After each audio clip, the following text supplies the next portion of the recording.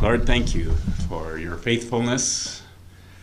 Lord, that you are true to your promises, that you never change. You are the same yesterday, today, and forever. And for the assurance that that gives us of our forgiveness, our relationship with you, of our daily needs. Lord, we just thank you that you are a faithful God. And as we look today at the unfaithfulness of Israel, and yet your grace and mercy is that you show them and that you show us each day as well. So we just pray that you will continue to teach us to be more like Jesus, to trust you, to grow in our faith, that we might honor you with our lives. Guide us tonight as we study. Give us alertness. Pray that we'd rightly divide your word and that our discussion would honor and ultimately glorify you. This is our prayer in Jesus' name. Amen. Oops. Okay. We kind of ended off there up here at Kadesh Barnea. The spies were sent out to look at the promised land. 10 of them did not have the faith to believe in God's promise and thus disobeyed and were not willing to go up. And thus they wandered in the desert. Probably it'd be better if it's down south, but anyway, they wandered all over this area. And eventually they went around Edom. That was what I was trying to portray with my squiggles, and worked their way up to the northern part there of Moab. And actually, you can take a map and discover the Old Testament, because the Old Testament basically begins in chapter 12 down here in Ur with the birth of Abram. He's called by God, and they go up to Haran. That's where the father dies, and then they come down to what will be Israel, Palestine, and they wiggle around and things in there. They'll make a short journey to Egypt and various places, but basically they're in that area. They'll go down to Egypt for 400 years. They'll leave Egypt and wherever Mount Sinai is, and they'll receive the law, information about the tabernacle, the information about the Levites and priests and responsibilities and all kinds of things. Make their way up into this area, and they'll wander for 40 years and eventually get up. They're going to end up on the opposite side of Jericho. So that's OT1 right there in a map, just so that you can visualize it. And you should be able to make that same map and explain the different events that took place in the first half of the Old Testament. So maybe your map would look nicer than mine, I'm sure. Okay, let's stand up.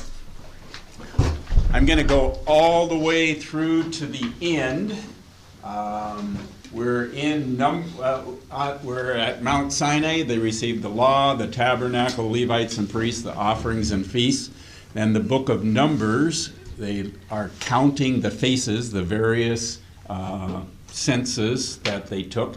Counting the faces, then they went to the Kadesh Oasis. They sent out the 12 spies. And then they wandered throughout the desert. They wandered, died. And then it's Moab, so we're going to point to Moab. Moab, the Dead Sea is just to the north of the Dead Sea. So they're going to end up with all this wandering at Moab. I'm trying to say it right. And that's where Moses is going to give 3 sermons. That's the book of Deuteronomy. So he's got his text there, his iPad, and he's giving 3 different sermons to prepare the people to go into the promised land. And that's where Deuteronomy ends. So we're going to try to go all the way through. Let's do it very slowly. Again, at Mount Sinai, they received the information about the law, 613 laws. They received information about tabernacles, about Levites and priests, and offerings and feasts. The book of Numbers, counting the faces. Where did they end up? Kadesh Oasis. At the Kadesh Oasis, then, they sent out 12 spies, but 10 said no, 2 said go. And so, that's not in here, by the way. Fortunately, I thought about putting it in, but anyway, they sent out the 12 spies. Basically, 10 of them didn't have the faith to believe that God's promise to take them to the promised land and to deliver them would come true, and thus they disobeyed. So because of that, they are in basically this area. The Dead Sea is here, so it's pretty much down in here for 40 years that they wandered. So wanders, dies. They're going to end up at Moab, Moses, sermons, and then Moses dies. Okay, let's try it from the beginning, see if we can do that last part.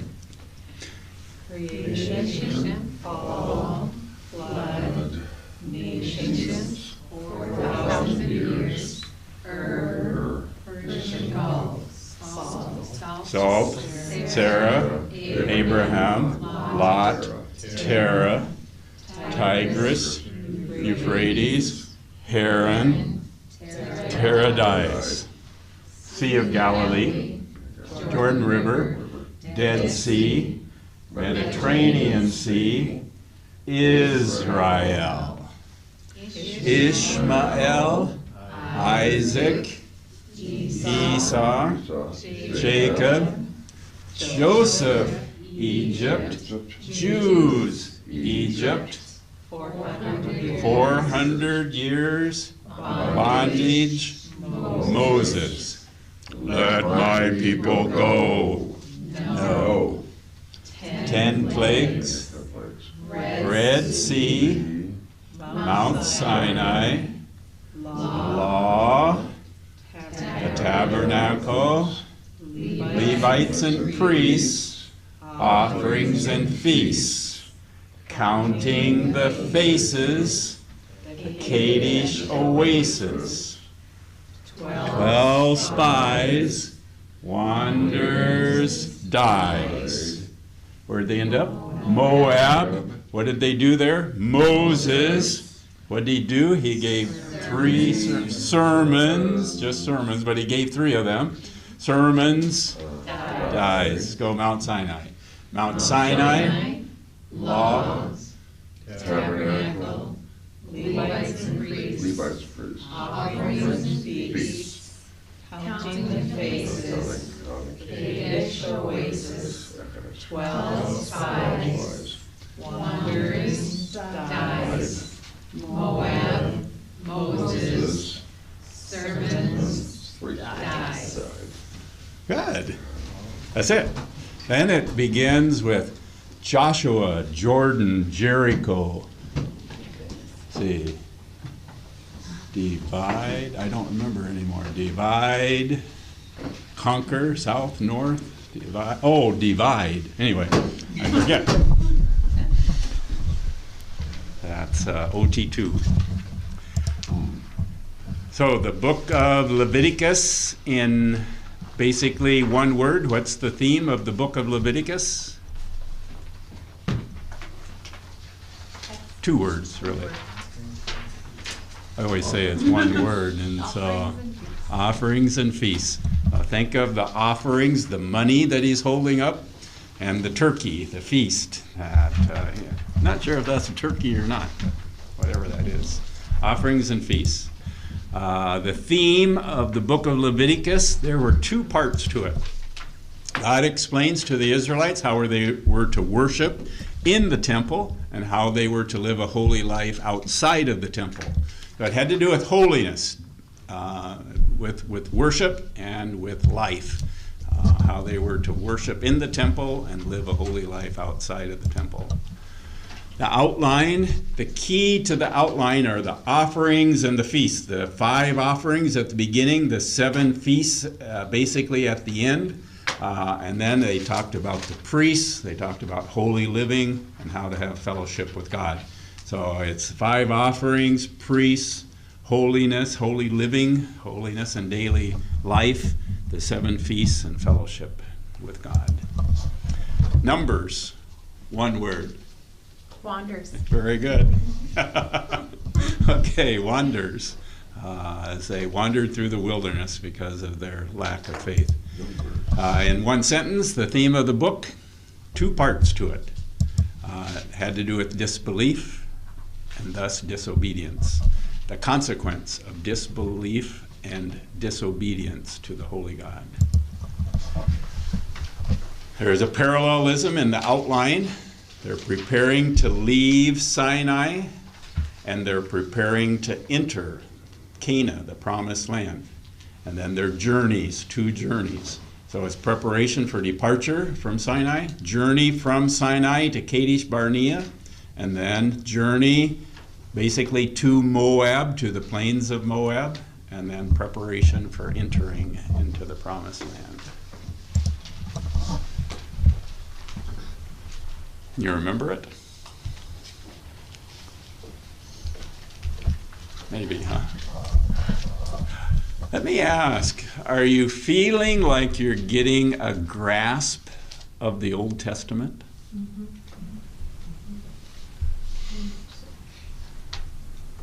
How can you verbalize that? How's it been going? As you review, we only have 2 lectures left after tonight, so we're 1 book left after tonight, Deuteronomy.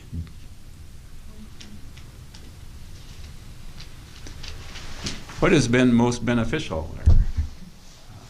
Creation, fall. That part? Yeah, that whole thing is super helpful. Mm-hmm. And understanding what that means, what it all means. Is it childish? No. Does it have that feeling at all as too simple or something? Not No. too simple. It is simple, but it's good, useful. Okay. I like that we're reading and you're telling us, you're hitting highlights and you're explaining things that, you think about while you're reading and then you've already, you've talked about that, you explain it, you make sense of it. Yeah. And I appreciate that, because I have lots of questions as I read or listen. Yeah. And the visual map, Mm. real good. Yeah, having the help with the geography is helpful. Yeah, Yeah, to visualize where all of this yeah, and yeah. Haran and relationship, you kind of know Egypt maybe, but And I really like those Bible project videos. They're fantastic. aren't they something? Yeah. I'm just, and the little charts that they do, Mhm. you can just study those and you go, yeah, that's what that book is about, and see the connection. I want to know if those guys were in Prof. Hendrick's class, because that's basically what he taught us to do, Howard Hendricks, and I don't know their background. I think the papers too, because they force you to think about it more deeply. Yeah. Okay, let's jump in then. We've talked about the preparation to depart from Sinai. We've talked about the journey from Sinai to Kadesh Barnea. And the 3rd section is also a journey. They're going to travel for 40 years, but end up in the plains of Moab. They're going to start in chapter 15. 15. So we're in Numbers, the middle of the book. 12, 13, 15, I got it. So first, they're going to review the covenant rules. They're going to be in the wilderness, wandering for 40 years, and so God first lays out some of the rules These rules have been previously agreed upon, and so we've seen these rules before. Israel has seen these rules before, but God is going to reiterate them in order to emphasize that if you want to stay in right relationship with me, these are the things that you're going to need to do. He first, in chapter 15, is going to talk about the offerings that are to be made when they enter into the promised land. In order to remain true to the covenant, they need to know these rules for the various offerings. Danielle, would you read chapter 15 and verses 1 through 4 to kind of jump us into the text? The Lord spoke to Moses, saying, "Speak to the people of Israel, and say to them, when you come into the land you are to inhabit, which I am giving you, and you offer to the Lord from the herd or from the flock a food offering, or a burnt offering, or a sacrifice, to fulfill a vow, or as a freewill offering, or at your appointed feast, to make a pleasing aroma to the Lord, then he who brings his offering shall offer to the Lord a grain offering, 1/10 of an ephah of fine flour, mixed with 1/4 of a hin of oil." Okay, so it's just, they're going to review some of these various different offerings. One of the things that I found interesting, Danielle, is in verse 14, that aliens, non-Jews, were welcome to join them in these. Would you read verse 14 also, please? Yes. "And if a stranger is sojourning with you, or anyone is living permanently among you, and he wishes to offer a food offering with a pleasing aroma to the Lord, he shall do as you do." Okay, so it allowed provision for others besides just the Jews. And being a non-Jew, that's, I thought that verse was interesting. Also in this chapter is something that I think is very scary, at least for me is very scary. There is a sin that is mentioned in verses 30 and 31. So Joanne, would you read those two, please? But the person who does anything with a high hand, whether he is a native or Oh, with a sojourner. high hand. What are other, excuse me, I hadn't seen high hand. What do other versions have? But the person who does anything defiantly, Kathy? Presumptuously. Oh, presumptuous. What's the word presumptuous mean? Defiantly. Come on. Presumptuous. Knowing or just, no, knowing what they're doing. Knowing- Doing it anyway. Doing it anyway, yeah. Defiant. Maybe Okay. Adam and Abihu were presumptuous in what they did with their. Was it the same word, huh? I wonder if it was the I exact. think it was their attitude. Yeah. I'm sorry, would you start at the beginning, please, verse 30? But the person who does anything with a high hand, whether he is a native or sojourner, reviles the Lord, and that person shall be cut off from among his people, because he has despised the word of the Lord, and has broken his commandment. That person shall be utterly cut off, his iniquity shall be on him. Now, this cut off, some commentaries say that it was the idea of being we'd call it excommunicated, that kind of thing, of separated, kicked out kind of thing. But there is some evidence that it also meant death. And so I'm not sure which it is, but I know it was not good. And this word defiant literally does mean with a high hand. But it's like a raised, what I picture, it just literally means high hand, and that was the translation that they used.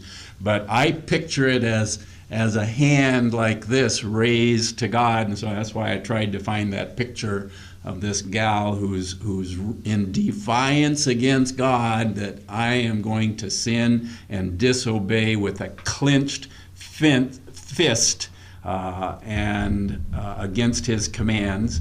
It's described as blasphemous because it was an arrogant act of insubordination, a challenge to God's master, or what would you call it, lordship And so it's called even blasphemous.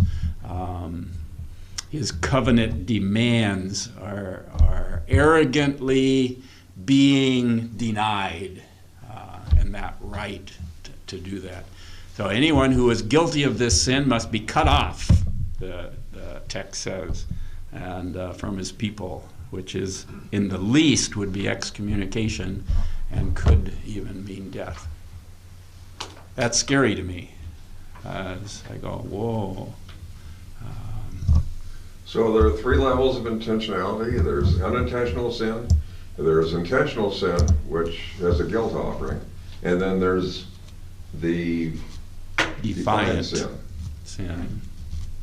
Would you? Well, there are, yes, but we're going to look at another sin, which was interesting. Any other questions on this one, though, before I go to the next? Okay, I want to jump then down to verses 32 to 36. That's not a jump, I guess. Jump all the way from verse 31 down to verse 32, because there is another law that is going to be broken with a surprise penalty in my mind. Kathy, 32 through 36. Now while the children of Israel were in the wilderness, they found a man gathering sticks on the Sabbath day. And those who found him gathering sticks brought him to Moses and Aaron and to all the congregation. They put him under guard, because it had not been explained what should be done to him. Then the Lord said to Moses, "The man must surely be put to death. All the congregation shall stone him with stones outside the camp."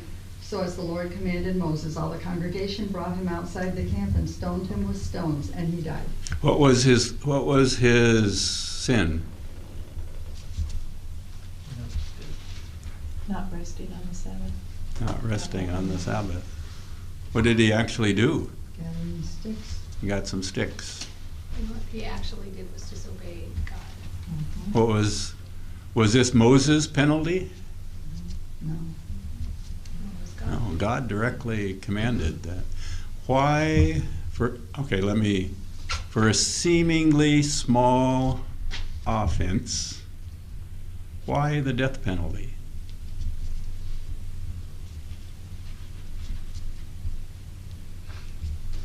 I mean, That's what I want to know. picked up. I asked first. You're supposed to believe. We just turn still in God's word. He's serious about his word, and that we should obey it. They should obey it. Who were Ananias and Sapphira? They sold a piece of property and said it sold for example, Whatever. $500 when it actually sold for $1,000 because they only gave $500. What was the penalty? They died, dropped in their tracks. Why? They didn't honor God. What? They were Oh, lying to the Holy Ghost. okay. Why, when we lie, why did they die for a sin of lying, and I have lied, and God has not at this point taken my life? I mean, I'm a believer, but you get my question? No. Why was this so serious? Why was this serious? What's the connection between that and Ananias and Sapphira? Yeah. Good question. Pardon? Establishing the church. Okay, establishing the church. The church was just being established, and at the very beginning of that church, it was growing, it was seeing a lot of fruit, and it was a lot of good things that were going on. People were sharing, and then there was sin, and God dealt with it very, very severely. It was to me, this text does not tell us why. Often it will not tell us why. But it was the beginning of the church. This is the beginning of Israel and their 40 years of wandering, and God is saying, this is important. The more severe a penalty, the more important obedience is in that particular item. And so this was seen as very severe. I think it had to do with the timing. that they're just starting out. They're going to be 40 years. He's emphasizing, getting their attention. You need to obey the commands of God. God is a holy God. In order to help them remember the various commands that they were to obey, God gave them in this chapter a way of reminding them to obey the law. Verse 37 through 41, Barb. The Lord also spoke to Moses, saying, Speak to the sons of Israel and tell them that they shall make for themselves tassels on the corners of their garments throughout their generations, and that they shall put on the tassel on each corner a cord of blue. It shall be a tassel for you to look at and remember all the commandments of the Lord, so as to do them and not follow after your own heart and your own eyes, after which you played the harlot, so that you may remember to do all my commands and be holy to your God. I am the Lord your God, who brought you out from the land of Egypt to be your God. I am the Lord your God. What's the emphasis there? You can usually tell an emphasis by when things are repeated. I am the Lord your God. Yeah, and You may remember. I'm holy. Yeah, remember. Don't forget. So these tassels were a reminder to them to obey the covenant. And Jews today, you'll see some of them. You can see the guy on the left with the tassels. Did you see in Israel? Oh, yeah, sure. But I don't know which are the tassels. Are like on that shawl, is it those little smaller things or the longer things coming down? It just says you're supposed to wear them. It doesn't say wear. It doesn't say you should tie them on your pants or put them on your shawl or whatever. It just says wear them. I picture it those long ones. Oh, yeah? I don't know. Okay, well, they're not blue. No. We should stop. So he starts out in chapter 15 reviewing the rules. The covenant is reviewed. And then in chapter 16 we see rebellion in the camp. Korah, who is a Levite, along with two, do you call them Reubenites? Two descendants of Reuben, who were Dathan and, I don't know, Abirah. They were, both of those were descendants of Reuben, along with 250 leaders, have basically a challenge to the leadership of Moses and to the leadership of Aaron. And they're basically saying, doesn't God work through us as well? Are you the only ones through whom God is able to lead this nation? Aren't we capable of leading and being leaders as well as you? Carol, chapter 16, verses 1 to 3, please. Now Korah, the son of Izhar, son of Kohath, son of Levi, and Dathan, and Abiram, the sons of Eliab, and On, the son of Peleth, sons of Reuben, took men. And they rose up before Moses with the number of the people of Israel, 250 chiefs of the congregation, chosen from the assembly, well-known men. They assembled themselves together against Moses and against Aaron and said to them, You have gone too far, for all in the congregation are holy, every one of them, and the Lord is among them. Why then do you exalt yourself above the assembly of the Lord? Okay, so they're challenging the leadership of Moses and Aaron. And Moses responds and quite, the text before told us he was a humble man. And to me, this illustrates as a leader, he's being challenged as a leader. And he basically says, okay, come tomorrow and we'll let God decide this issue. We'll let God decide who the leader is for Israel. I think I would stay home if I had challenged that and that flame of fire was over there or smoke or whatever. But anyway, that was Moses' response. Bob, chapter 16, verses 4 to 7. when Moses heard it, he fell upon his face. And he spoke unto Korah and unto all his company, saying, even tomorrow the Lord will show who are his, and who is holy, and will cause him to come near unto him, and even him whom he has chosen will he cause to come near unto him. This do, take your censers, Korah, and all his company, and put fire in them therein, and put incense in them before the Lord tomorrow. And it shall be that the man whom the Lord doth choose, he shall be holy. Ye take too much upon you, ye sons of Levi. Okay, so basically Dathan and Abiram refused to meet together, and they state their grievances in verses 13 and 14, Kevin. 16, 13, and 14. It is a small thing that thou hast brought us up out of the land that floweth with milk and honey to kill us in the wilderness, except thou make thyself together a prince over us. Moreover, thou hast not brought us into a land that floweth with milk and honey, and giveth us an inheritance of fields and vineyards. Wilt thou put out the eyes of these men? We will not come up. It's interesting to me, a couple of things, but look at verse 12. I should have had you read that also. Moses sent a summons to Dathan and Abiram, the sons of Eliab, and they said, we will not come up. And so notice, though, in verse 13, where is the land of milk and honey in verse 13?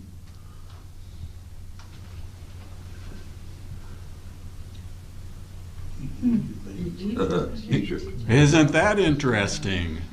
Egypt is being called the land of milk and honey. And where was the land of milk and honey supposed to be? The promised land. Also, who are they blaming for not taking them into the promised land in verse 14?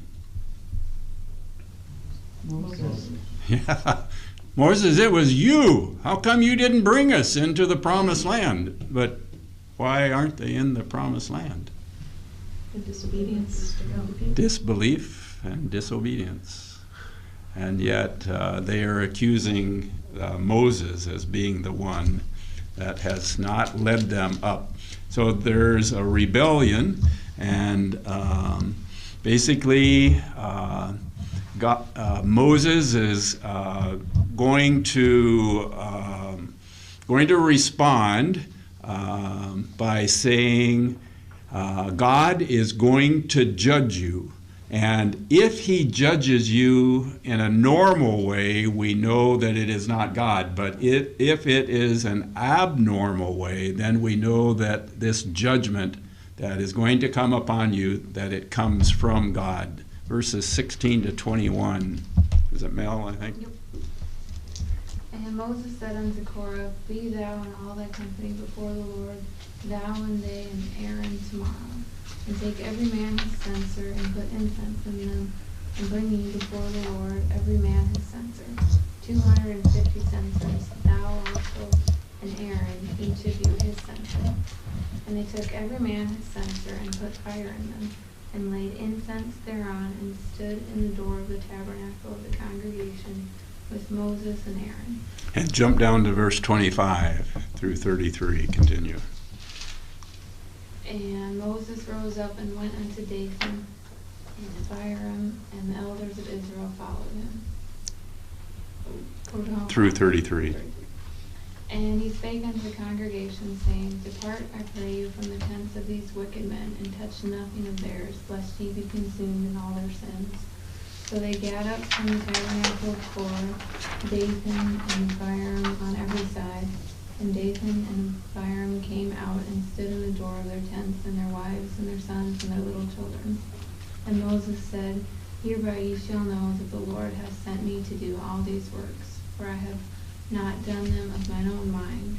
If these men die the common death of all men, or if they be visited after the visitation of all men, then the Lord hath not sent me. But if the Lord make a new thing, and the earth open up her mouth and swallow them up with all that appertain unto them, and they go quick into the pit, then ye shall understand that these men have provoked the Lord.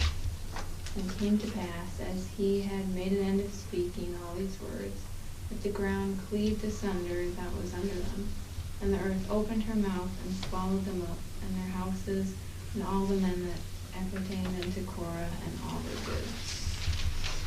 goods. Amazing. So this was basically confirming the leadership of Moses. The second event that's going to happen is that fire is going to consume the 250 men who were offering incense. If I can get you to jump around a little bit, Lynn, would you read verse 35? And there came out a fire from the Lord and consumed the 250 men that offered incense.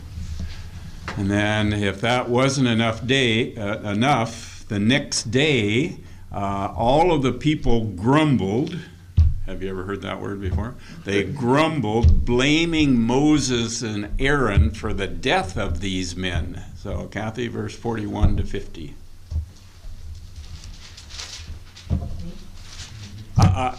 Lynn, I'm sorry. Who is Kathy? There's only one here. But on the morrow, all the congregation of the children of Israel murmured against Moses and against Aaron, saying, Ye have killed the people of the Lord. And it came to pass, when the congregation was gathered against Moses and against Aaron, that they looked toward the tabernacle of the congregation, and behold, a cloud covered it, and the glory of the Lord appeared.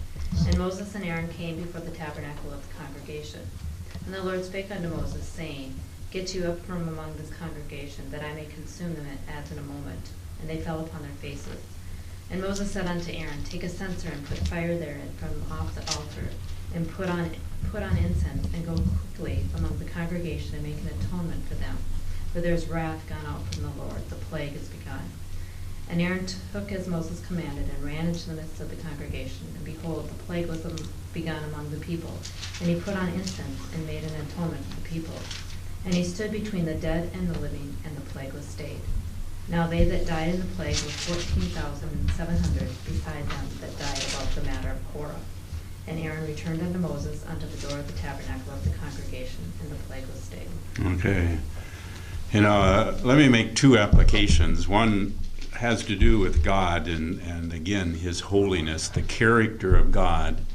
Some people feel that God is love and forgiving, which He is love and He is forgiving, but God is also a holy God, and He judges sin.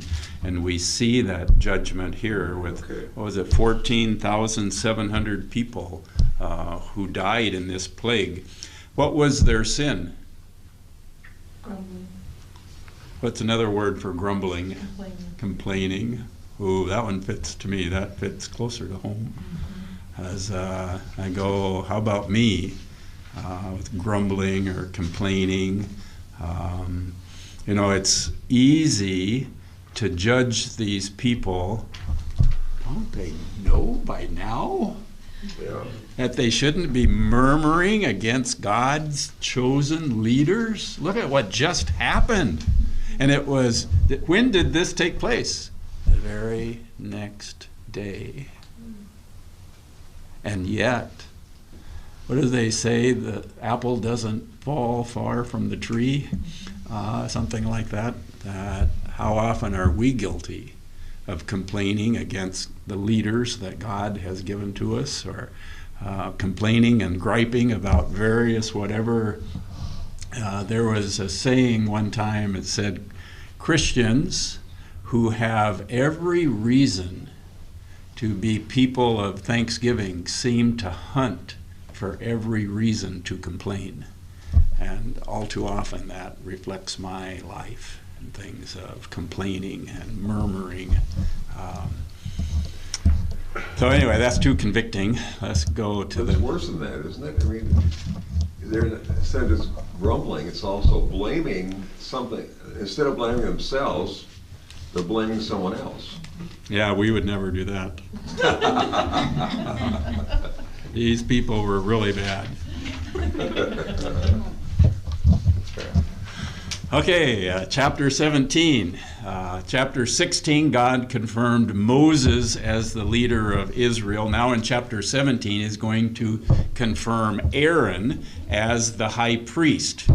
What they're going to do is each of the families, each of the heads of the families are to take a rod. They're to take a stick. And these sticks, these rods, were to be placed in the tabernacle. And the one that budded, in other words, grew a flower, the one that budded, whosever stick had these flowers, that would be God's chosen religious leader for the people. So chapter 17, verses 1 and 2, and then jump down to verse 8. Chapter 17, 1 and 2. The Lord said to Moses, "Speak to the Israelites and get 12 staffs from them, one from the leader of each of their ancestral tribes." And then down to 8. Is that the end of 2? Oh, no, it's not. Write the name of each man on his staff. Okay.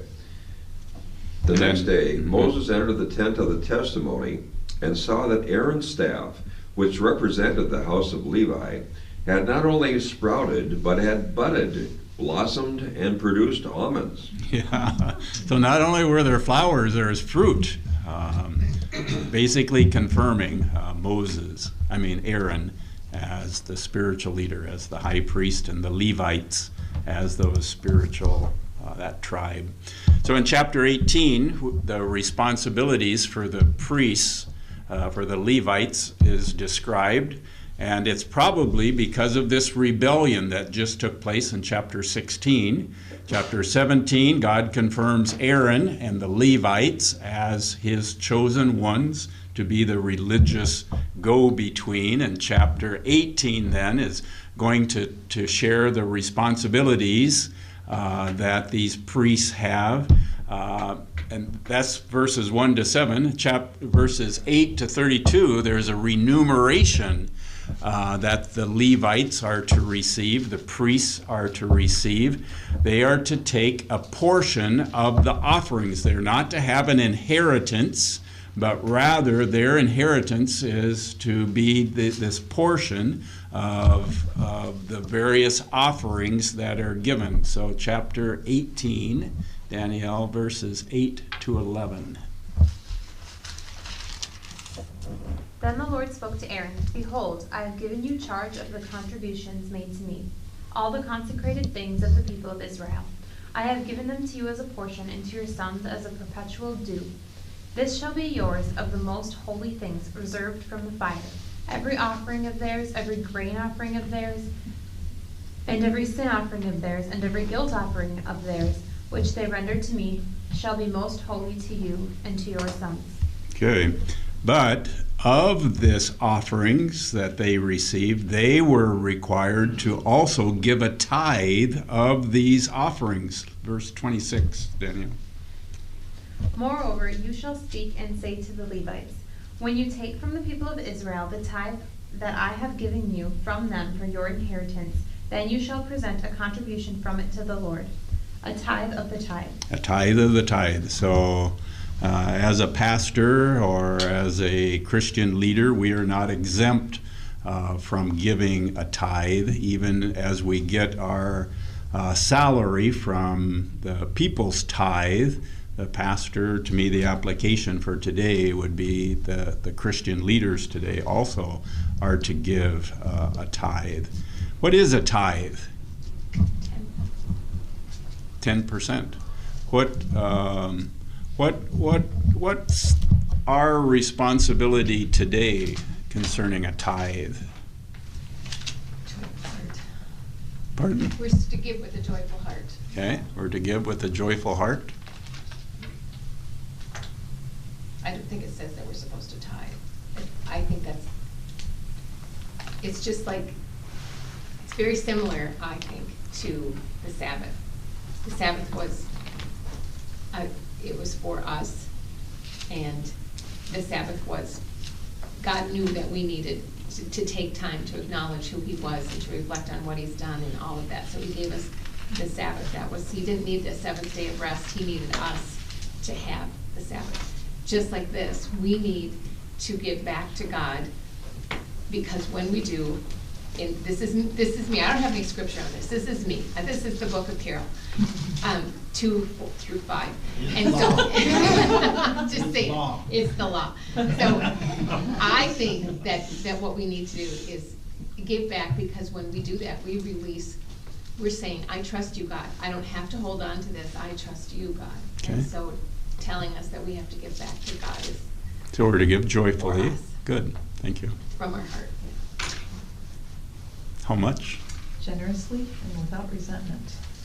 Okay. Generously, we're to give. Not grudgingly. Can I use that word? Resentment? That to me communicates, I'll give it to you, but how much? As you determine. Okay, as you determine. The Jews had 3 different tithes. Tithes simply means tenth, and they had 3 different tithes that they gave. So if we're going to give as the Old Testament gave, the one tithe, though, was only done every 3 years. So each year they would have given on average a tithe total of about 23 1/3%. Not 10% that we usually say. Well, the Old Testament, they gave 10%. Actually, they had several tithes that they had to give. But I don't believe that we are under that law. We're under a new covenant, and so we need to look at what are the stipulations for giving today. Who is it, Joanne? Are you next? 2 Corinthians 8. And Kathy, would you look up 2 Corinthians 9? But 2 Corinthians 8 and verse 2. For in a severe test of affliction, their abundance of joy and their extreme poverty have overflowed in a wealth of generosity on their part. Okay, so they gave with a wealth of generosity. What's that mean? Well, it goes on in the next verse. It says, according to their means, not just according to their means, but beyond their means. What's that mean? How much are we to give today? Till it hurts. Till it hurts. Yeah, we're to give generously. It says, out of the most severe trial, their overflowing joy and their extreme poverty. Now, so we're to give generously. Kathy, how about 2 Corinthians 9 and verse 5? Therefore, I thought it necessary to exhort the brethren to go to you ahead of time and prepare your bountiful gift beforehand, which you had previously promised, that it may be ready as a matter of generosity and not as a grudging obligation. Okay, it's not a grudging obligation that we give. We're to give generously. And how about, Kathy, would you also read verse 6 and 7? But this I say, he who sows sparingly will also reap sparingly, and he who sows bountifully will also reap bountifully. So let each one give as he purposes in his own heart, not grudgingly or of necessity, for God loves a cheerful giver. Okay, it says each man should give what he has decided in his heart to give. So it's something that you and the Lord are to determine how much to give. But there is a promise that whoever sows sparingly will also reap sparingly. Whoever sows generously will also reap generously. So there is a promise of return that when we do give generously and not grudgingly, that God will provide for us, I believe. How about, are we required to give our tithe to the church? Don't tell Denny I asked this question. Yeah.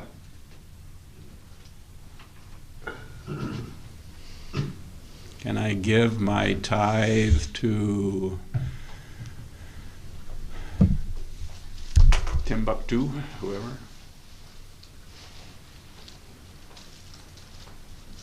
Nobody's willing to jump into this one. To me, it's a question, though, we need to discuss. Well, Paul was collecting money for these other churches in Jerusalem and up from other areas, so maybe not necessarily. He wasn't telling them give, but we are told to give to our leaders also, so I think, yeah.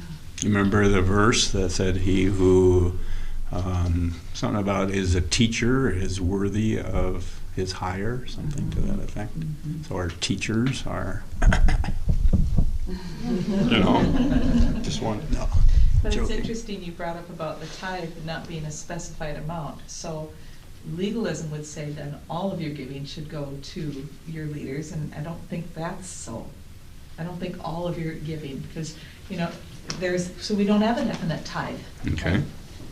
So we don't know. One person might say, I give 10% to church and 35% somewhere else, and another might reverse that. Okay. It has to be purposed in your heart. Okay.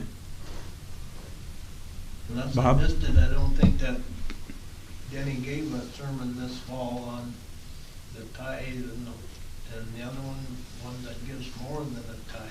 The generous giver. He has did. 2 categories. Was there? Yeah, he did. The tither and the generous giver. Was there a card given out that year? Yeah. I don't think you were there that Sunday. Yeah, I remember the sermon. Mhm. Paul? I've heard that you're supposed to give it to the church, but I don't know what the scriptural basis of that is. Okay. I think where you're being fed and blessed.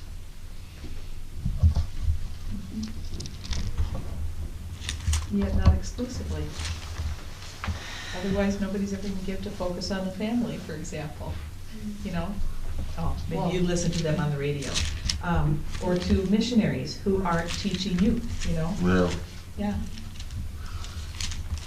Yeah, I'm supporting my son now. Most of my tithe goes there. Yeah. Okay. That was a very vulnerable thing to share. We'll tell Denny. Denny? No. Get the stones out. Yeah. Oh. Do any of the elders have anything they? Oh, we'll talk after. Yeah. Uh-oh, Okay, you're in trouble. what about the verse that talks about you shall not muzzle an ox? Yeah. Isn't that in the New Testament? Yep. Okay, First Timothy. yeah. Yeah. See, to me, there are some principles that we need to take care of those who are teaching us. And so that would be the church. And so to me, there is some indication that we need to take generous care of our church workers. But I don't know of any text that says that we have to give 10% to God. Rather, we're to give generously, we're to give not grudgingly as I have determined. And I think that principle, though I think the church here tends to say that the general guideline would be that you'd give 10% to the church, or at least that's the model that is put before us. And then if you want to give more or to other areas and things, that's fine as well. So I don't think that there are set amounts, set places. There are some general principles that we need to take care of those who are our spiritual leaders that are teaching us. And they are worthy of their hire. I always said in Cebu, it only takes 10 giving units to provide for a pastor. And that pastor should be able to live at the same standard of living with those, in principle, as those 10 giving units, if they're each giving roughly a tenth or generously. Anyway, let's move on. Chapter 19, it's the red heifer is a cow. This chapter explains that when one became unclean by being around or touching a dead person, a carcass, how they would be made clean again. They would take a red heifer, they would burn it outside of the camp, and then take the ashes from that red heifer and mix them with water.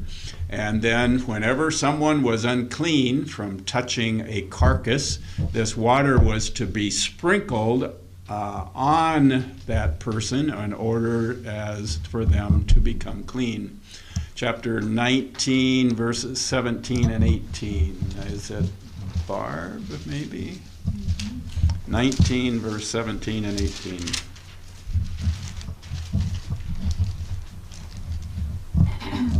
And for the unclean person, they shall take some of the ashes of the burnt purification from sin, and flowing water shall be added to them in a vessel. A clean person shall take hyssop and dip it in the water and sprinkle it on the tent and on all of the furnishings and on the persons who were there, and on the one who touched the bone, or on the one slain, or the one dying naturally in the grave. Okay, so that's water was to be sprinkled as part of their cleansing. Chapter 20, a sad chapter, sad in many ways. The beginning of the chapter, we see the death of Aaron. At the end of the chapter, we see the death, or is it the other way around? The beginning, the death of Miriam, and the end is the death of Aaron.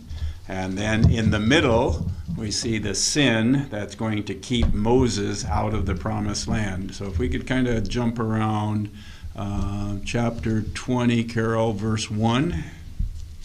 Yeah, it says, and the people of Israel, the whole congregation, came into the wilderness of Zin in the first month, and the people stayed in Kadesh, and Miriam died there and was buried there. So Miriam dies, and then verses 27 to 29, the end of the chapter.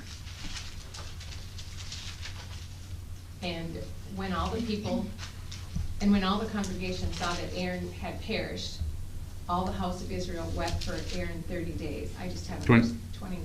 27 to 29. Oh, I'm sorry, 27, I'm sorry. Moses did as the Lord commanded, and they went up to Mount Hor in the sight of all the congregation. And Moses stripped Aaron of his garments and put them on Eleazar his son. And Aaron died there on top of the mountain. And Moses and Eleazar came down from the mountain, and when all the congregation saw that Aaron had perished, all the house of Israel wept for Aaron. Yes. So between these two events, again, an unusual event takes place. The people complain to Moses again about no water. And Moses is instructed to speak to the rock to cause it to bring forth water. Chapter 20, Bob, and verse 8.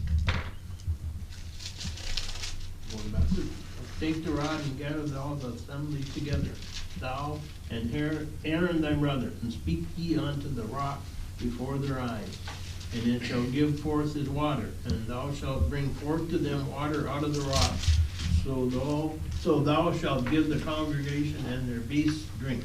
However, Moses, in his anger, strikes the rock. Same verses 9 through 12, Bob. And Moses took the rod from before the Lord as he commanded him. And Moses and Aaron gathered the congregation together before the rock, and he said unto them, Hear now, ye rebels, must we fetch you water out of this rock? And Moses lifted up his hand, and with his rod he smote the rock twice, and the water came out abundantly, and the congregation drank, and their beasts also. And the Lord spake unto Moses and Aaron, Because you believe me not to sanctify me in the eyes of the children of Israel, therefore you shall not bring this congregation into the land which I had given them. Yes. Again, the sin is small, but the principle is still true. God is holy. He's to be obeyed. And also, in the New Testament, it tells us not many to be teachers, knowing that from such they shall incur a stricter judgment.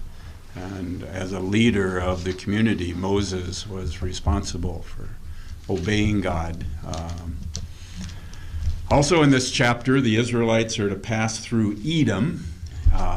Edom, I'll show you a picture here.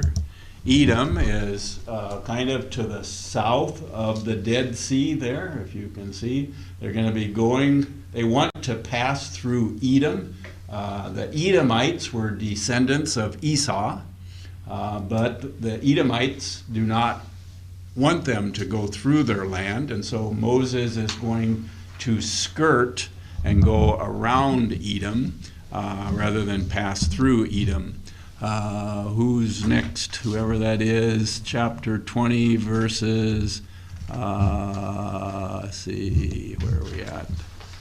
Verse 14 to 18. And Moses sent messengers from Kadesh unto the king of Edom. Thus saith thy brother Israel, thou knowest all the travail that hath befallen us. Our fathers went down into Egypt, and we have dwelt in Egypt a long time, and the Egyptians vexed us and our fathers. And when we cried unto the Lord, he heard our voice, and sent an angel, and hath brought us forth out of Egypt. And behold, we are in Kadesh, a city in the uttermost of thy border. Okay. So they're to go around Edom rather than pass through. In 2 weeks, whenever you jump into that topic, your last written assignment is about this sin of Moses. I want you to explain what it was that he did, what was the consequence. But the real issue that I want you to deal with is if Moses was forgiven, how do you explain that he was not allowed to enter into the promised land? So you can be looking at that as we see the sin of Moses. Last for me, the bronze serpent. Chapter 21.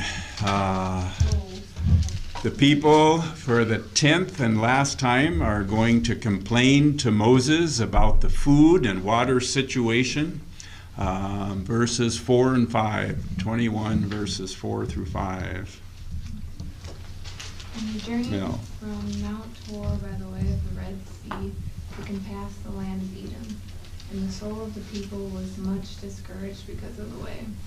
And the people spake against God and against Moses, Wherefore have you brought us up out of Egypt to die in the wilderness? For there is no bread, neither is there any water, and our soul loatheth this light bread. So they complain again. So God is going to send poisonous snakes, and they are venomous enough that when they're bitten, they die. But a provision is made by taking a bronze snake, they put it on a staff, and when a person is bitten, if they will look at the bronze serpent on that staff, they are healed.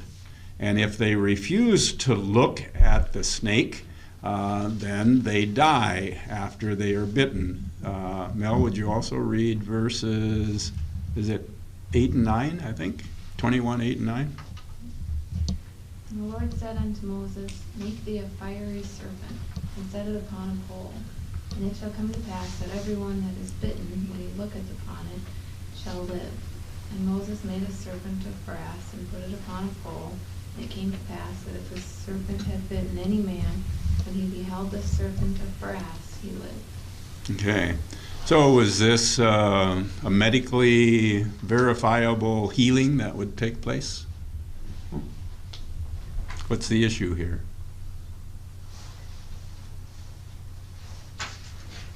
Faith. Faith. Oh, faith. Willingness to humble yourself and look at the bronze serpent. So it's believing and obeying. Remember our theme? They disbelieved and disobeyed. Here, if they believe that what God has said is true and do it, they will live. If they disbelieve it and disobey, they will die. Now this serpent has a New Testament parallel. So Lynn, if I could get you to go to John chapter 3. verses 14 and 15.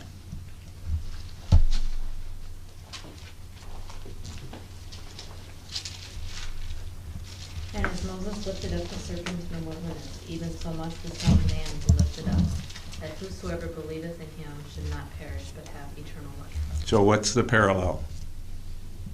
You have to believe. Yeah. And look to Christ. As he was lifted up on the cross, we have to look at what he did on that cross in order to be saved from the death of sin, the penalty of sin. Okay, any questions on that? They're going to travel up to Moab. Oh, is this still me? Still me. Okay. Paul. Well, where's all the 40 years? Aren't we at the point now where they're actually going to start entering the promised land? And I don't even see. They've been wandering around. From where to where? Which verses, which chapter? You didn't see my map? Well, I saw the map, but I was wondering which chapters apply here, because I'm trying to find out which starts with 15? Or does it? Yep, that was their disobedience was where we left off last week. And so then 15 basically it's their But it just doesn't talk much about the 40 years. journey to the plains of Moab, 15 through 25. But when did they actually start away from Mount Sinai? When does that first happen? That was about a year after they went to Mount Sinai. No, what I mean is that they're on Sinai, they got all the stuff in Leviticus happens, they get the tabernacle built, and then they have to move on. Now, when does that start? When do they actually start wandering, is what I'm saying. Yeah, our outline can kind of show you that, if I can get it up here. So verses 1 through 10, chapters 1 through 10, they're preparing. They're moving from Sinai in chapter 10, verse 11 is where they start. Oh. And then that gets them to Kadesh Barnea, which is the end of chapter 14. Where we started today was chapter 15. They're journeying now. This is going to be their 40 years. Okay. So 15:1 through 25:18. Sinai to Kadesh Barnea is supposed to be 1 month? Oh, we did talk about I think I remember reading that somewhere. If that's so, it can't possibly, the Sinai can't be where it is. That's too far to go in 1 month. Sinai has to be up there, right around where they actually wandered. Was it 1 month or 3 months that they moved from That's what I'm trying to find out. Sinai to Kadesh Barnea? The video said a matter of weeks. Weeks. See? It's impossible. Sinai can't be on the southern part of the Sinai Peninsula. Can't be. We don't know. No, we haven't. Okay, Balaam. It's only one authority, it says that. Maybe Soros paid for trucks to take them there. Maybe George Soros paid for trucks to bring them. Yeah, maybe that's what it was. But it was the mother of Constantine who said that's where it was. And the Bedouins told her that. The Bedouins are not, whatever. As Israel arrives in the plains of Moab, the king, who was named Balak, was afraid of them because of their great size. Chapter 22, verses 1 to 3. Let me read it. 22, 1 to 3. The sons of Israel journeyed and camped in the plains of Moab beyond the Jordan opposite Jericho. Now Balak, the son of Ziphor, saw all that Israel had done to the Amorites. So Moab was in great fear because of the people, for they were numerous. And so what Balak is going to do is he's going to go to take the elders of Midian, and they're going to go to Balaam to get him to curse Israel. Balaam evidently had a reputation that the prophecies that he made came true, that those who he blessed were blessed and those who he cursed were cursed. At first, Balaam refuses to go with them, but let's look at verse 4. And Moab said to the elders of Midian, "Now this horde will lick up all that is around us, as the ox licks up and the grass of the field." And Balak the son of Ziphor was king of Moab at the time, so he sent messengers to Balaam the son of Beor at Pethor, which is near the river in the land of the sons of the people, to call him, saying, "Behold, the people came out of Egypt. Behold, they cover the surface of the land." I'm over time. So basically, eventually, Balaam decides to go. If you remember, he's the one that the angel of the Lord stood in his way, and the donkey sees the angel of the Lord. And so the one time he rubs up against the wall of a cliff, the one time he lays down, because Balaam is not able to see the angel of the Lord. And so finally, God gives this donkey the ability to speak, and the donkey tells Balaam that this angel, and so it's emphasizing to Balaam that he is only to say what God tells him to say. And thus Balaam goes before Israel, stands over and looks upon them, but instead of cursing them, he actually blesses them. And you can see that in chapter 25. So it's King Balak hires Balaam to curse Israel, but he actually blesses them. I did it. Yes. Sorry. Back in 22:20, God tells Balaam to go with them. 22, God's anger was kindled because he went. Can you help us with that? Well, God told Balaam, I mean, one of the questions is, why is God even speaking to this spiritist? And so that's another question. But God told him, no, don't go. And Balaam went back 3 times. The 3rd time, God said, okay, go. So I don't know beyond that.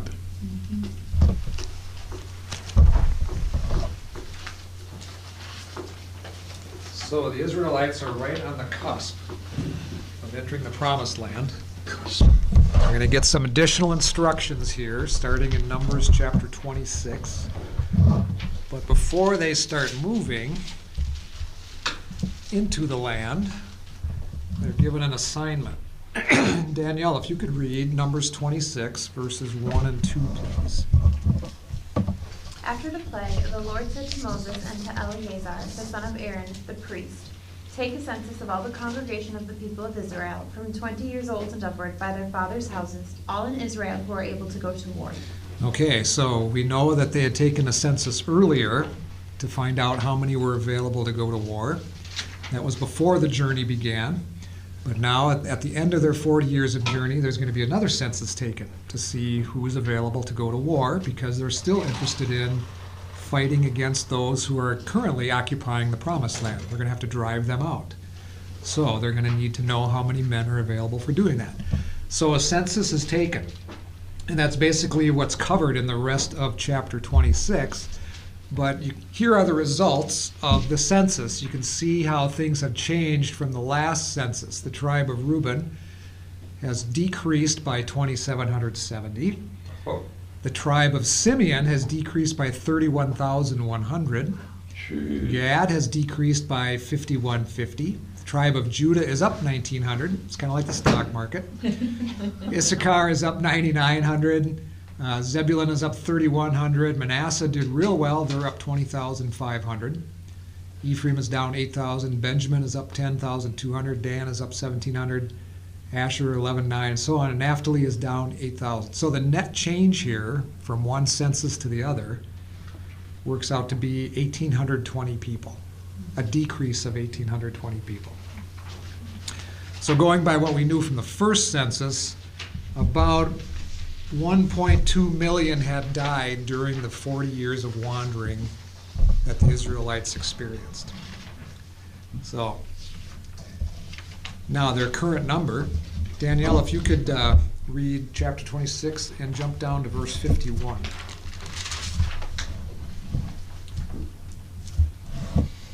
This was the list of the people of Israel, 601,730.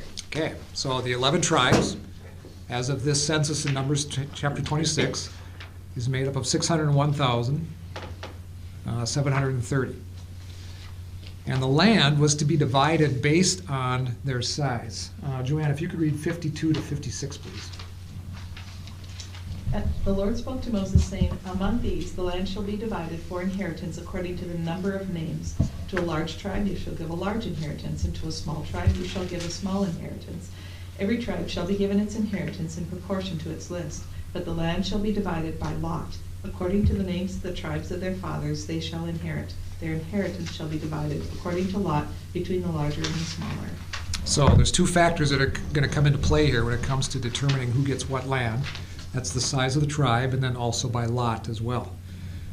Now the Levites are numbered separately from the rest of the tribes. How come? Didn't get land. Okay. Kathy, if you could read 57 to 62, please. And these are those who were numbered of the Levites according to their families of Gershon, the family of Gershonites, of Kohath, the family of Kohathites, of Merari, the family of the Merarites. These are the families of the Levites, the family of the Libnites, the family of the Hebronites, the family of the Monolites, the family of the Mushites, and the family of the Kohathites, and Kohath begot Amram. The name of Amram's wife was Jochebed, the daughter of Levi, who was born to Levi in Egypt, and to Amram she bore Aaron and Moses and their sister Miriam. To Aaron were born Nadab and Abihu, Eleazar and Ithamar. And Nadab and Abihu died when they offered profane fire before the Lord.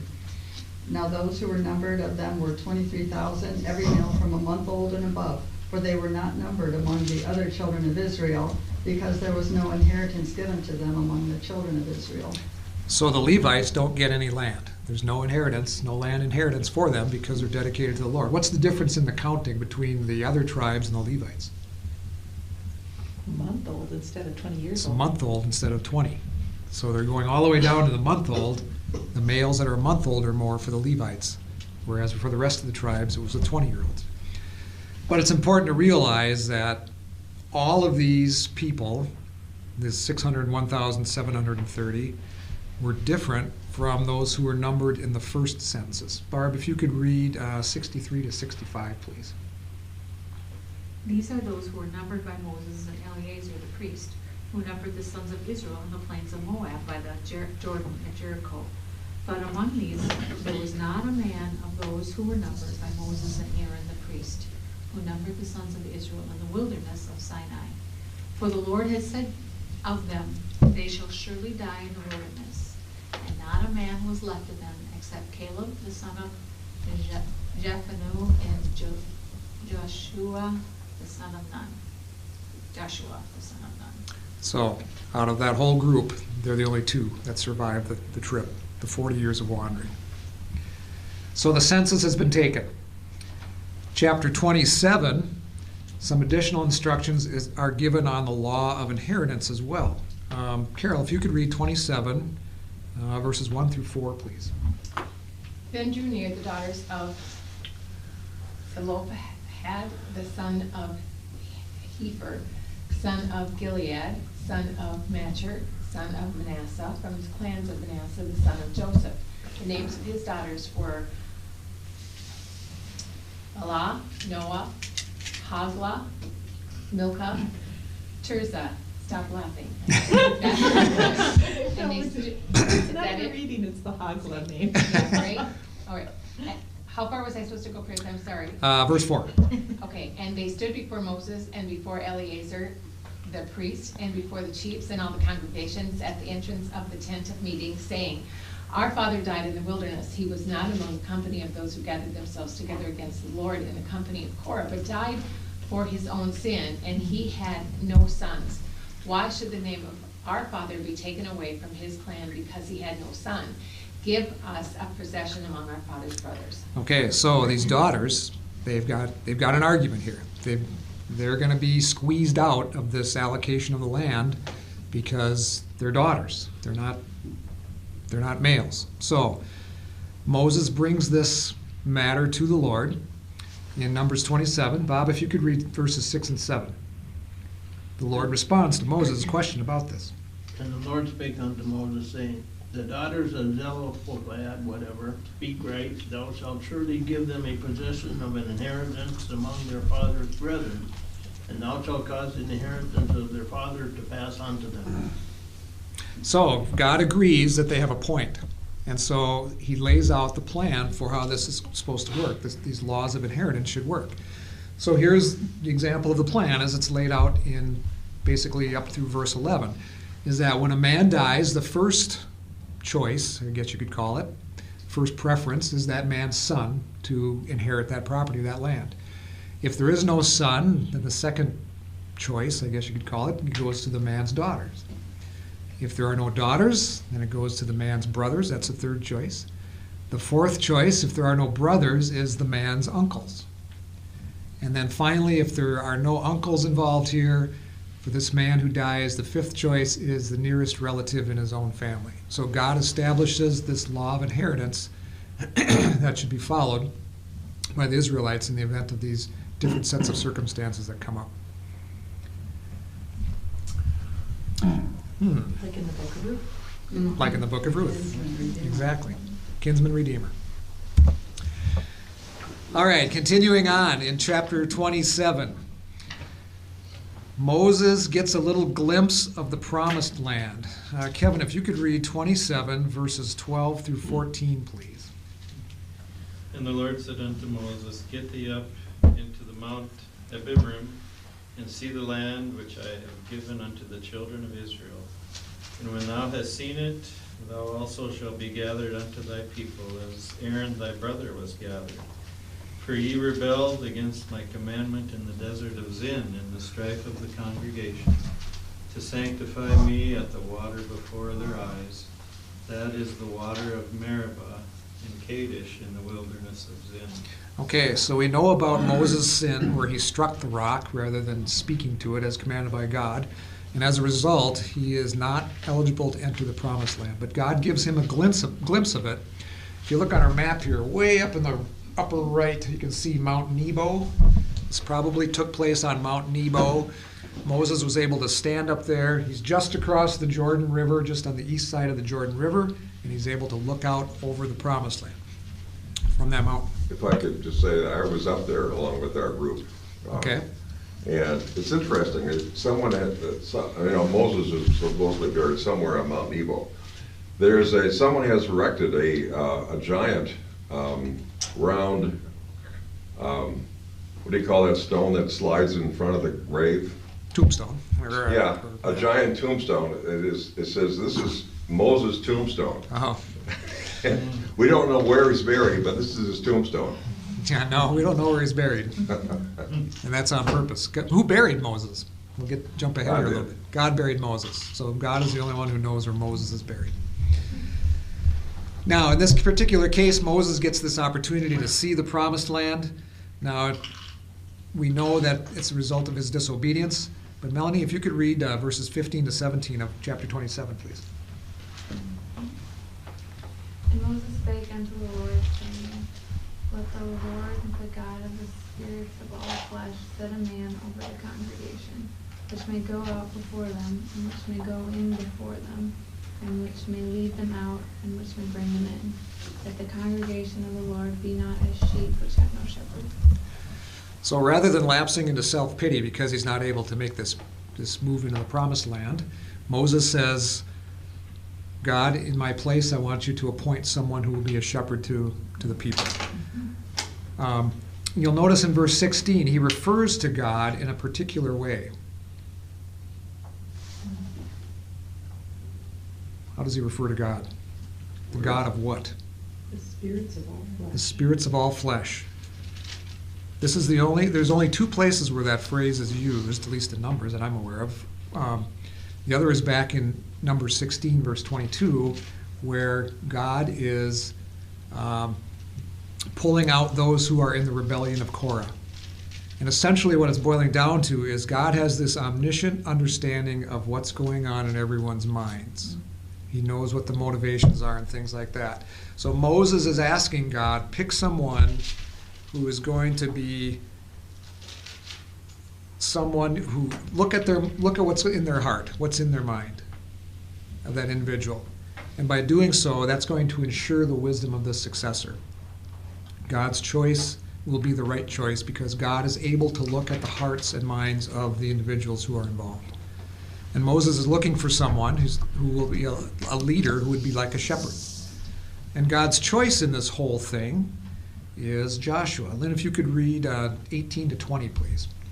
And the Lord said unto Moses, Take thee Joshua the son of Nun, a man in whom is the Spirit, and lay thy hand upon him, and set him before Eleazar the priest, and before all the congregation, and give him a charge in their sight. And thou shalt put some of thine honor upon him, and all the congregation of the children of Israel may be obedient. So God lays it out for Moses right here. He lays out his choice, which is Joshua. He refers to him as a man who is in whom is the Spirit. So he's a Spirit-filled man. And do we know what his capabilities and qualities are like at this point? Do we have any indication of that? Yeah. What's our indication? Wasn't he one of them that went into he was one of the spies? He was one of the spies. Yeah, and he and Caleb said, go for it. Exactly. God has given it to us. Exactly. He was willing to obey God even when things looked pretty bleak. He was one of those who was willing to obey God. So we have an idea of his qualifications and his character and his capabilities based on his past practice. But there does need to be a public appointment here. So, Paul, if you could read 21 and 22, please. He is to stand before Eleazar the priest, who will obtain decisions for him by inquiring of the Urim before the Lord. At his command, he and the entire community of the Israelites will go out, and at his command, they will come in. Moses did as the Lord commanded him. He took Joshua and had him stand before Eleazar the priest and the whole assembly. So there's this public appointment, this public display of the fact that Joshua is taking over. The community needed to know that Joshua deserved the same respect that they had given to Moses. He is taking my place, and he deserves the same respect, and he's being appointed by God. So Joshua was to stand before Eleazar, and it even talks about that back in verse 19, where he's to stand before Eleazar and the whole congregation. And Eleazar, they're going to have a unique relationship here. Verse 21. Eleazar the priest will be inquiring for him by the judgment of the Urim before the Lord. So there's going to be a relationship here of these two men going forward. Remember how God spoke to Moses directly. Now there's going to be a need for Eleazar to be involved as well with the Urim.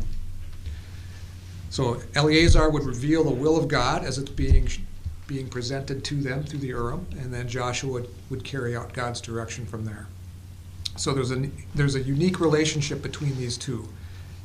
Now they're going to be connected together as part of this whole process. All right. In verse 28, or chapter 28 rather, we get a review of the different offerings. We won't go through all of these, but we'll kind of get an idea here. 28, 3 through 8 talks about the daily offerings, morning and twilight every day, a 1-year-old lamb without defect, a tenth of an ephah of fine flour mixed with a quarter hin of beaten oil, and a quarter hin of strong drink is to be offered once in the morning and once in twilight. So that's to happen every day. When the Sabbath rolls around, verses 9 through 10, there is the regular daily offering, which will continue. Where did we leave off? Danielle, if you could read chapter 28, verses 9 and 10. On the Sabbath day, 2 male lambs, a year old without blemish, and 2/10 of an ephah of fine flour for a grain offering mixed with oil and its drink offering. This is the burnt offering of every Sabbath, besides the regular burnt offering and its drink offering. So every day, the daily offerings would be done, and then on the Sabbath day, this one would be added. So this regular daily offering, and then 2 male lambs, both 1-year-old without a defect, 2/10 of an ephah of fine flour mixed with oil, And then it's not, I wasn't real clear if there was another half hin of strong drink. That's why there's a question mark there. But it sounds like there might have been. That's the case. In addition to that, in verse 11, we get into the monthly offerings that are to be given. Joanne, if you could read verse 11, please. At the beginning of your months you shall offer a burnt offering to the Lord, 2 bulls from the herd, 1 ram, 7 male lambs a year old without blemish. Okay, so 2 bulls, 1 ram, 7 male lambs. There's 3/10 of an ephah of fine flour, 2/10 mixed with, and that's for the bulls, each of the bulls. 2/10 of an ephah for the ram, 1/10 of an ephah for each lamb, and then it goes on from there. Partridge in a Is pear. this for each family or man or what? What's that? How many units, family units are we talking about? This is what here? the priests are to bring on behalf of the people. Oh, all, okay. So not otherwise, every boy, yeah, person that'd be a has to do huge that. job. That would be a huge job. Oh, yeah, okay. But in addition to this too, there's to be a sin offering of 1 male goat and a drink offering, keeping in mind that we're still doing the daily offerings and all of these offerings are taking place. So there's a lot of offerings going on here. This was also to include the blowing of trumpets, as mentioned in Numbers chapter 10, verse 10. There would be trumpets that were blown there as well. And then would come the Passover. They would celebrate the Passover. Kathy, if you could read verse 16, please. On the 14th day of the first month is the Passover of the Lord. So they would go through that Passover event as well. And then we would have the Feast of Unleavened Bread, which follows basically right after that. Barb, if you could read verse 17. On the 15th day of this month shall be a feast. Unleavened bread shall be eaten for 7 days. So they're going to be eating this unleavened bread for 7 days. Now, this is the burnt offering and the sin offering that will take place on each of the 7 days of the Feast of Unleavened Bread. You can see the list there. They go through that each day, and it would be in addition to the daily offerings as well. So there's a lot of work going on here. It's a good thing there's 23,000 Levites and priests, or Levites anyway, because, Some of them are only a month old. yeah, some of them are only a month old. It's going to take all hands on deck for this whole thing. So they're going to go through this whole process all the way through that. Along with that is the Feast of Weeks, the Feast of Unleavened Bread, dealing with holiness of life, remove sin from your life, the leaven. The Feast of Weeks, to celebrate and give thanksgiving for the wheat harvest. Carol, if you could read verse 26, please. On the day of the first fruits, when you offer a grain offering of new grain to the Lord at your Feast of Weeks, you shall have a holy convocation. You shall not do any ordinary work. Okay, and then we go through the offerings for that. Again, we're into bulls and rams and male lambs, all being offered up as a burnt offering, and then also the sin offering too. The Feast of Trumpets. Bob, if you could read verse 1 of chapter 29. And in the 7th month, on the first day of the month, ye shall have a holy convocation. Ye shall do no servile work. It is the day of blowing the trumpets unto you. Okay, so the Jewish New Year, and again, offerings will be taking place. These burnt offerings, you can see the whole list of these, and then the sin offering as well. And then the big day, the Day of Atonement. Kevin, if you could read 29, verse 7, please. And you shall have on the 10th day of this 7th month a holy convocation, and ye shall afflict your souls. Ye shall not do any work therein. Okay, so this is for the Day of Atonement. This is when the high priest enters the Holy of Holies, the one day out of the year when he goes in there to atone for the people. And you can see the burnt offering that takes place there as well, along with the sin offering. And then finally, the Feast of Booths, 29:12. Melanie, if you could read verse 12, please. And on the 15th day of the 7th month, ye shall have a holy convocation. Ye shall do no servile work, and ye shall keep a feast unto the Lord 7 days. Okay, so for 7 days, they're going to go through this burnt offering process. And the interesting one about this one is the number of bulls goes down each day. So they start out at 13, and then the next day they do 12, and then they do 11, and then they do 10, so on and so forth. A lot of work.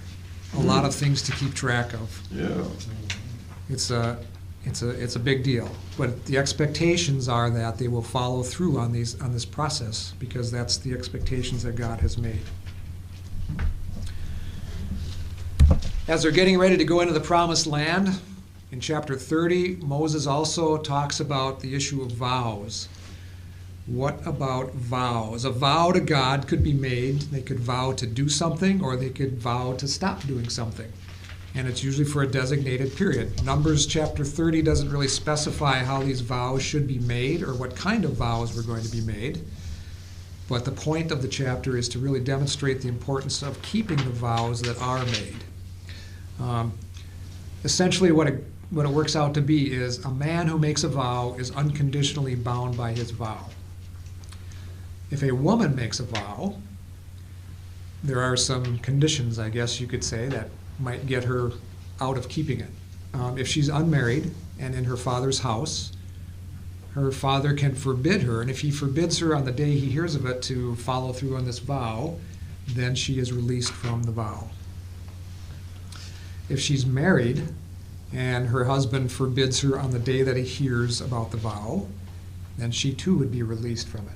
However, if he doesn't say something within a reasonable period of time, and Scripture doesn't lay out what that reasonable period of time is, if he doesn't invalidate it within that time period, then he would bear the guilt for her failure to carry out the vow.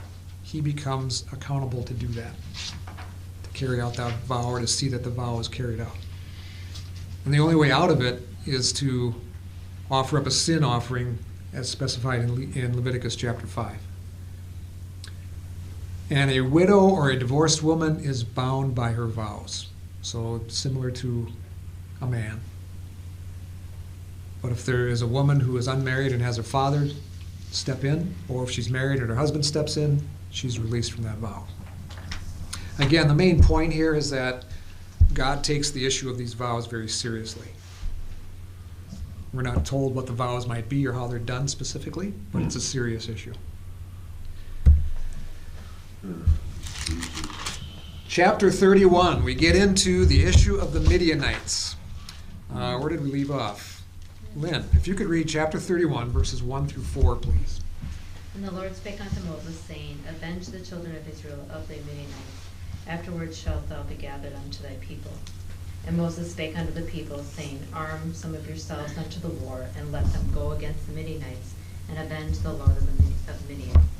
Of every tribe 1,000 throughout all the tribes of Israel shall he send to the war. Okay, so Moses has one last assignment. He is to carry out this command that's given. It's back in chapter 25. Let me read it to you. Verse 16. The Lord spoke to Moses, saying, Be hostile to the Midianites and strike them, for they have been hostile to you with their tricks, with which they have deceived you in the affair of Peor and in the affair of Cosbi, the daughter of the leader of Midian, their sister, who was slain on the day of the plague because of Beor. So the Israelites had gotten into some intermarriage, and one of the marriages that took place was to this Midianite woman. There was a man by the name of Zimri who was a Simeonite, and we saw the Simeonites had a big drop in their population. And there was a plague on the people as a result of this. But because of this event that was taking place, and because of how the Midianites had deceived the people into worshiping Baal, God basically said they need to be destroyed. And now it's time to do that. So the plan was they were to wipe out that whole nation of Midian, all of the Midianites. Paul, if you could read chapter 31, verses 7 and 8. We'll see how this works out. They fought against Midian, as the Lord commanded Moses, and killed every man. Among their victims were, how far do you want me to go? 7 and 8. Evi, Rechem, Zur, Hur, and Reba, the 5 kings of Midian. They also killed Balaam, son of Beor, with a sword. Okay. Read verse 9, though, too. The Israelites captured the Midianite women and children and took all the Midianite herds, flocks, and goods as plunder. Okay. So the campaign was successful. They killed the kings, they killed Balaam, but there's a little bit of a fly in the ointment as well. Starting in verse 10, they burned all their cities. They took all the spoil and all the prey, both of man and beast, and they brought all these captives and the prey and the spoil to Moses and to Eleazar the priest and to the congregation of the sons of Israel to the camp at the plains of Moab, which are by the Jordan opposite Jericho. So, but what's the reaction? Danielle, if you could read chapter 31, verses 14 to 16. And Moses was angry with the officers of the army, the commanders of thousands and the commanders of hundreds, who had come from service in the war. Moses said to them, "Have you let all the women live? Behold, these, on Balaam's advice, caused the people of Israel to act treacherously against the Lord in the incident of Peor. And so the plague came among the congregation of the Lord." So Moses and Eleazar are angry because they did not carry out the command of God to destroy all the people. Bob?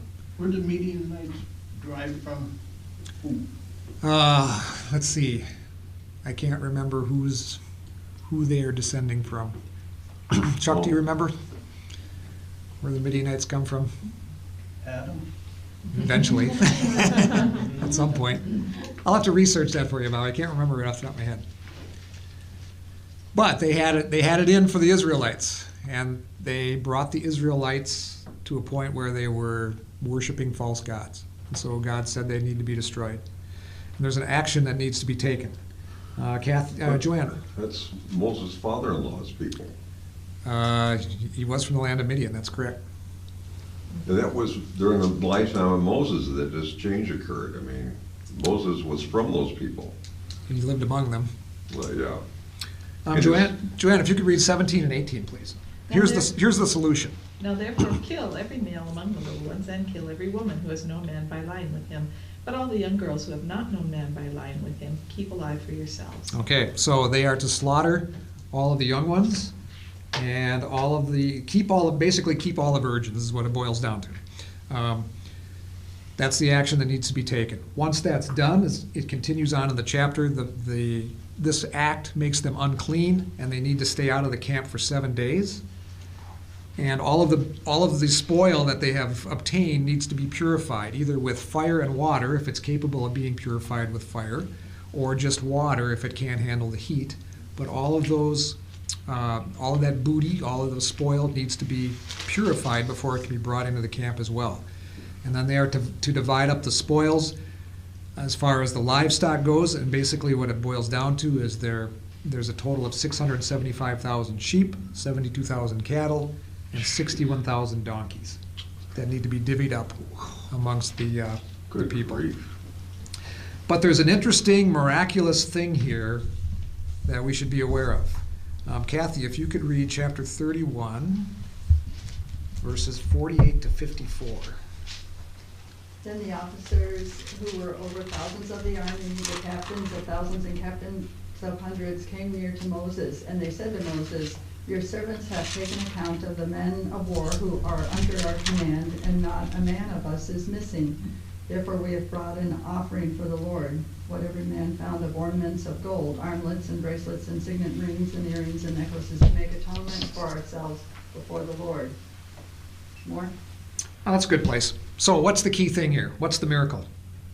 Not one man died. Not one man died amongst the Israelites in this combat that took place. The Midianites were destroyed, but not one of the Israelite army was lost. Chapter 32 gets into the settlement of the Promised Land. We start out with what's called the Transjordan, which is the east side by the 2.5 tribes. You can see we have the tribe of Gad, the tribe of Reuben, and the half-tribe of Manasseh. They ask to be allowed to stay on that side of the Jordan. They see that the land is good. Verse 4 of chapter 32, it says, "The land which the Lord conquered before the congregation of Israel is a land for livestock, and your servants have livestock." They've come to Moses and they're asking him about this. The sons of Reuben, the sons of Gad, and they came to Moses and Eleazar, and they asked him whether or not we can stay here. Moses says, "Wait a minute." Verses 6 through 8, he says, "No, wait. Are you going to stay here while the rest of us go to war on the other side of the Jordan? That would be very demoralizing to the people, and we can't have that." In fact, he gets so strong about it, verse 14, he says, "Now behold, you have risen up in your father's place a brood of sinful men to add still more to the burning anger of the Lord against Israel. For if you turn away from following him, you will once more abandon them in the wilderness. He will once more abandon them in the wilderness, and you will destroy all these people." So he's telling them, this is not a good thing, what you're promoting here, what you're bringing forward. But they do give a solution to the issue. Verse 16, "They came near to him and said, 'We will build here sheepfolds for our livestock and cities for our little ones, but we ourselves will be armed, ready to go before the sons of Israel until we have brought them to their place, while our little ones live in the fortified cities because of the inhabitants of the land. We will not return to our homes until every one of the sons of Israel has possessed his inheritance.'" So they make an agreement that they will help the other tribes conquer the land that they're headed for. And if they fail to do this, Moses tells them in verses 20 to 23, that you're going to be sinning against God if you fail to help. So, Moses grants the request in verse 33, in 23 I think it is, typo. Verse 33. He grants their request that they can settle on the east side of the Jordan River. Paul, you asked earlier about where did they all go? That's chapter 33. The journey is reviewed. There's a whole list. Now, we don't know if this list is a comprehensive list or if it just lists places that were of certain significance. And many of these place names can't be identified anymore or correlated with any modern place names. But Moses kept a record of the journey that the Israelites took. Now there's some additional instructions, starting in verse 50, chapter 33. Verse 50, and let me start at 52. "You shall drive out all the inhabitants of the land from before you, and destroy all their figured stones, and destroy all their molten images, and demolish all their high places. And you shall take possession of the land and live in it, for I have given the land to you to possess it." So they are to drive out the inhabitants. They are to destroy their religious trappings that are there in the land. There's an issue that would come back to haunt them. Verse 55. "But if you do not drive out the inhabitants of the land from before you, then it shall come about that those whom you let remain of them will become as pricks in your eyes and as thorns in your sides, and they shall trouble you in the land in which you live." If you read through the book of Joshua, which we will in the next semester, or not Joshua, the book of Judges, we're going to see how that happens, how they become a snare to the Israelites because they failed to drive them out. It's not just the Philistines either, is it? Nope. So, look at 2 Kings 17, quick. We can see an example of that.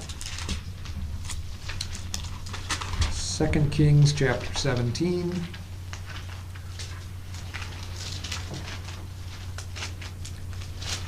And I'm going to start at verse 6. "In the 9th year of Hoshea, the king of Assyria captured Samaria and carried Israel away into exile to Assyria, and settled them in Hala and Habor on the river of Gozan in the city of the Medes. Now this came about because the sons of Israel had sinned against the Lord their God, who had brought them up from the land of Egypt, from under the hand of Pharaoh, king of Egypt, and they had feared other gods, and walked in the customs of the nations whom the Lord had driven out before the sons of Israel, and in the customs of the kings of Israel, which they had introduced." So later on, it became the reason why the people were driven out of the land. In verse 30, in chapter 34, verse 13, it talks about how the land is divided up. Again, it's divided by lot. 34, verse 13, "Moses commanded the sons of Israel, 'This is the land that you two are apportioned by lot among you as a possession, which the Lord has commanded to give to the 9.5 tribes.'" So you can see on the map here how that laid out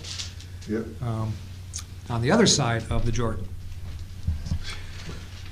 Manasseh's got look at that. Yeah, got a lot of ground. But they weren't that much bigger they weren't bigger than Judah. I can't remember what their number was. So, in addition to that, we have,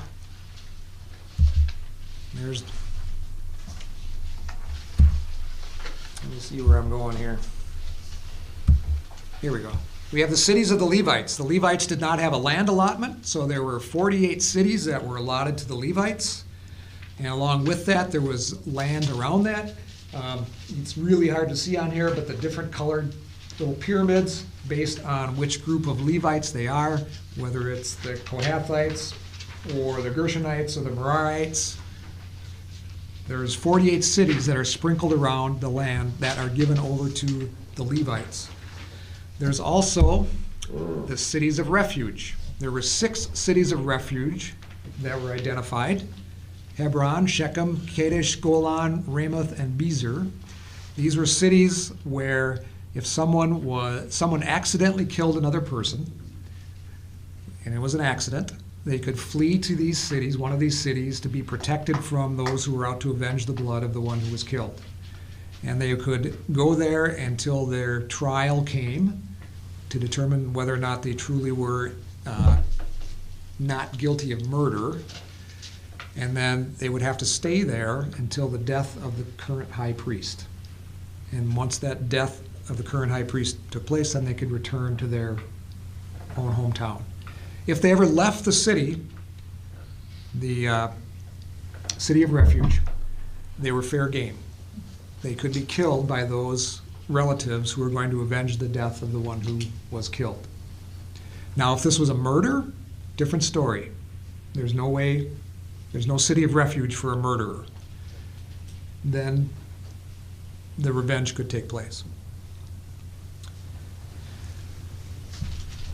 I just mentioned that the Hawaiians, even before they had contact with the West, had the same concept. Oh, really? Interesting. Cities of refuge. Interesting. Yeah, they did. Interesting. Question. Yeah. So the 48 cities for the Levites. Yep. Did they have, each of these cities have a place to sacrifice? Was that only done? That was done where the tabernacle was. Okay. So, and then subsequently where the temple was in Jerusalem. That was the only place where the sacrifices were carried out. Do we know what the Levites did in those cities then? That was their practical way of living. So when they weren't on duty, they were in their hometown. They had an allotment of farmland around the city, and that's how they lived. And then when they went on duty, they traveled to wherever the tabernacle was or to the temple in Jerusalem. Yeah. So don't you wonder how they had teaching or, any regular contact with all what they need, the sacrificing? Here in the wilderness, it's a daily thing where they can see it. They probably when they came on duty, they probably had a rigorous orientation program for the first couple of weeks to make sure that they were doing things correctly. Just looking for general, they're not seeing. Right.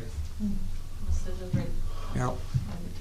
But the advantage to this too is that they are scattered among the people, and they are there to provide an example. Remember, that was one of the responsibilities of the priests and Levites, was to be an example to the people of holy living. But not formal teaching like a pastor would.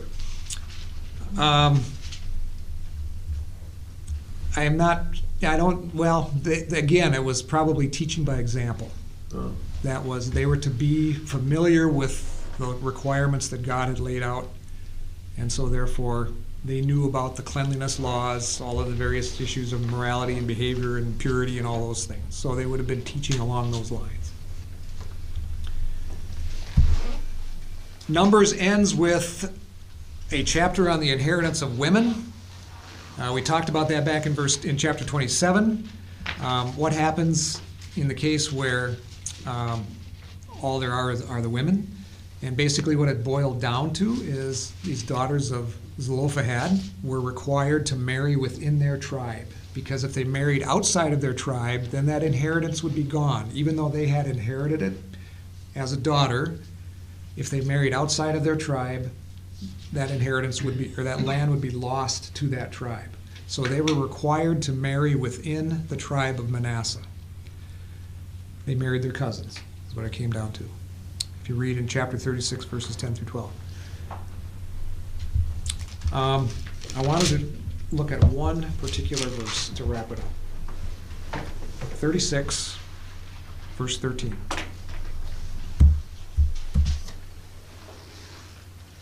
It's a good way to end the book. These are the commandments and the ordinances which the Lord commanded to the sons of Israel through whom? Moses, in the plains of Moab by the Jordan opposite Jericho. Here we have another statement that this was the word that came to Moses, and Moses wrote this down. Moses is the writer of the book of Numbers. These are the very words of God that were communicated through his servant Moses to the people.